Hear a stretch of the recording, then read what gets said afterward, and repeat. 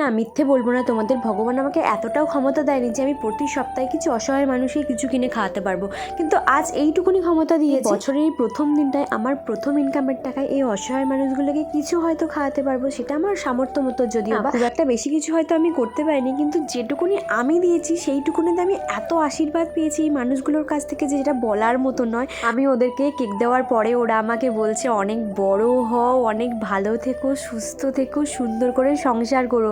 বিশ্বাস করে এই কথাগুলো শোনার পর মনটা অনেকটা ভালো হয়ে গেছে। তারপরে একটু কফি খেয়ে নিয়েছিলাম। আর ওই যে বাচ্চাগুলো আসছে দেখেছো, দুটো কুকুরকে নিয়ে, ওদেরকে অনেকক্ষণ ধরে আমরা ডাকছিলাম, কিন্তু ওরা শুনতে না পেয়ে সামনের দিকে এগিয়ে গেছিলো। তারপরে আমরা একটু চুমুর খেয়ে আমরা ওদের কাছে গিয়েছিলাম। এগুলো দেওয়ার সময় ওদেরকে বলছিলাম যে হ্যাপি নিউ ইয়ার, ওরাও বলছিল হ্যাপি নিউ ইয়ার, ওরা ভীষণ খুশি হয়েছে।